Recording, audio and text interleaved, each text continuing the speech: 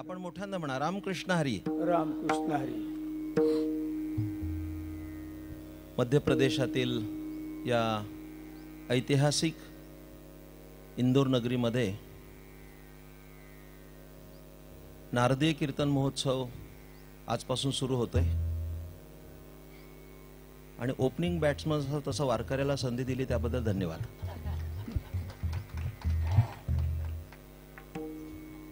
हरदासी कीर्तन, वारकरी कीर्तन, नारदीय कीर्तन, रामदासी कीर्तन, नामदेवपंथी कीर्तन हे सारे कीर्तनाचे प्रकार, त्यात एक कॉर्पोरेट कीर्तन नवीन आयामानुसार. पण या सगळ्यांचा हेतू एकच आहे की अखिल मानवजातीचं कल्याण व्हावं, त्याकरता कीर्तन आहे. कीर्तनाचा मुख्य हेतू काय तर त्या कीर्तनाच्या माध्यमातून समाज प्रबोधन घडावं, लोक सत्पथगामी व्हावेत, हा त्याचा मुख्य हेतू आहे. आणि म्हणून आपण सर्व भवादृश श्रोते आज आपण या कीर्तन महोत्सवाला आरंभ करत आहोत लोकमान्य सोसायटीच्या या प्रांगणामध्ये. आणि मला आनंद वाटला की गेली 24 वर्ष ही आपण उपासना करून यावर्षी आपण रौप्य महोत्सव साजरा करीत आहोत. हे 25वे वर्ष आपलं.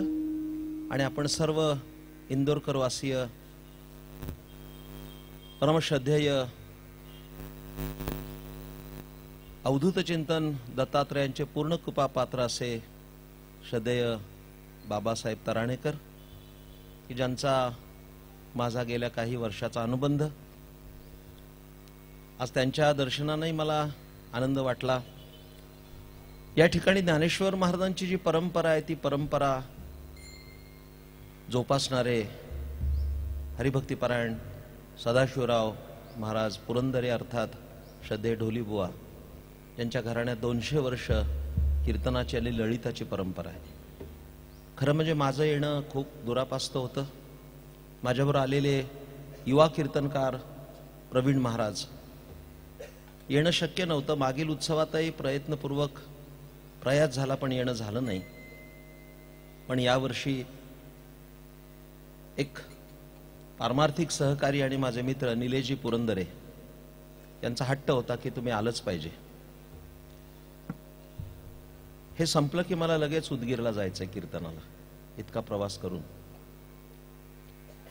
पण जसं स्त्री हट्ट, बाल हट्ट आणि राजहट्ट हे 3 हट्ट आहे, त्याच्यात एक निलेश हट्ट जमा करावा लागेल. त्याच्या हट्टापोटी आलो.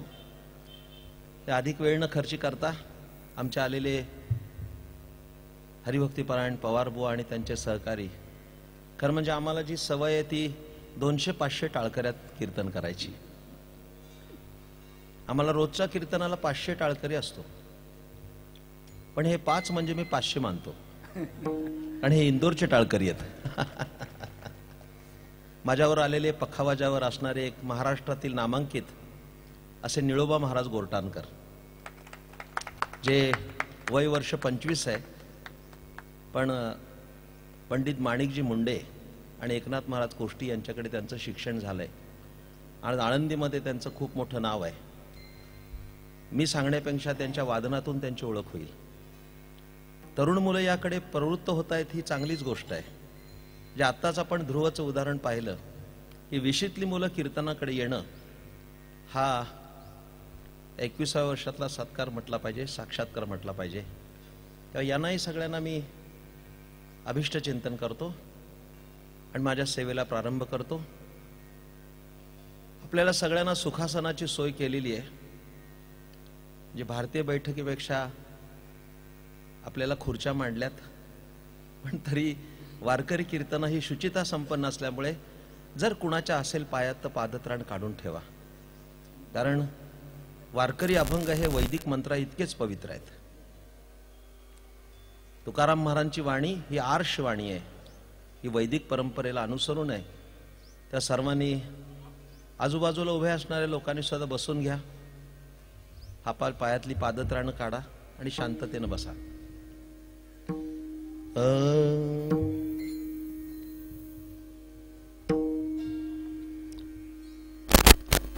जय जय राम कृष्ण हरी, जय जय राम कृष्ण हरी. हरी. जय जय राम कृष्ण हरी. जय जय राम कृष्ण हरी. जय जय राम कृष्ण हरी. जय जय राम कृष्ण हरी. जय जय राम कृष्ण हरी. जय जय राम कृष्ण हरी. हरी जय जय राम कृष्ण हरी. जय जय राम कृष्ण हरी. जय जय राम कृष्ण हरी. जय जय राम कृष्ण हरी. जय जय राम कृष्ण हरी. जय जय राम कृष्ण हरी. जय जय राम कृष्ण हरी. जय जय राम कृष्ण हरी. जय जय राम कृष्ण हरी. जय जय राम कृष्ण हरी. जय जय राम कृष्ण हरी. जय जय राम कृष्ण हरी.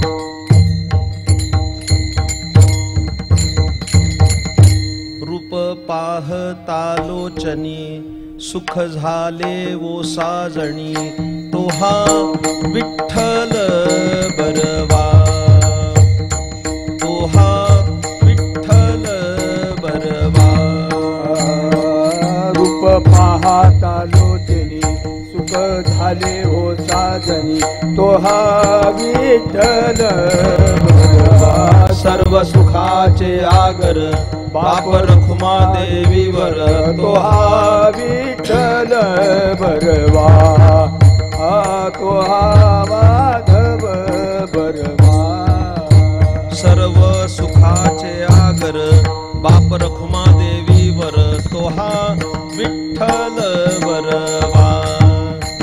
तोहा माधव बरवा. सर्व सुखाचे आगर वर. तोहा विठ्ठल बरवा. तोहा माधव बरवा. जय जय राम कृष्ण हरी. जय जय राम कृष्ण हरी. जय जय राम कृष्ण हरी. जय जय राम कृष्ण हरी. जय जय राम कृष्ण हरी. जय जय राम कृष्ण हरी. जय जय राम कृष्ण हरी. जय जय राम कृष्ण हरी. जय जय राम कृष्ण हरी. जय जय राम कृष्ण हरी. जय जय राम कृष्ण हरी. जय जय राम कृष्ण.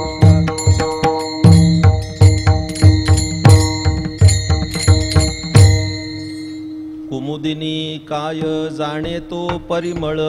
दुधिनी जाणे तो परमळ. कुमुदिनी काय जाणे तो परिमळ. कुमुदिनी काय जाणे तो परिमळ. भ्रमर सकळ भोगीतसे. धम्मरस कळ भोगीतसे. धम्मरस कळ भोगीतसे. तैसे तुझ ठावे नाही तुझे नाम. तैसे तुझे ठावे नाही तुझे नाम. तैसे तुझ ठावे नाही तुझे नाम.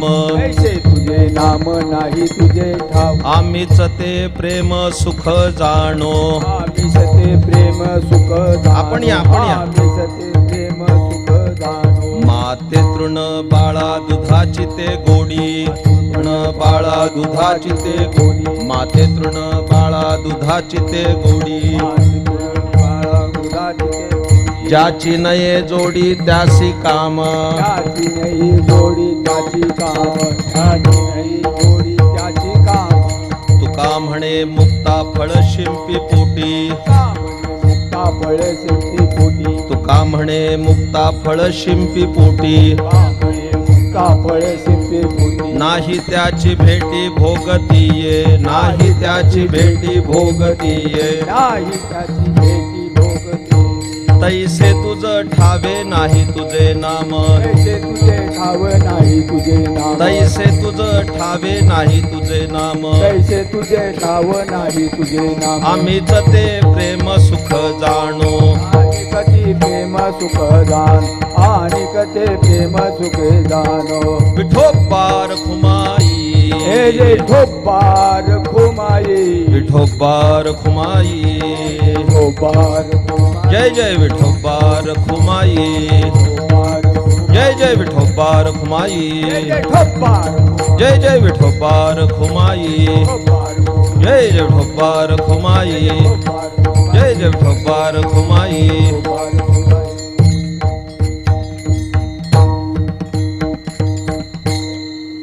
कुमुदिनी काय जाणे तो परिमळ.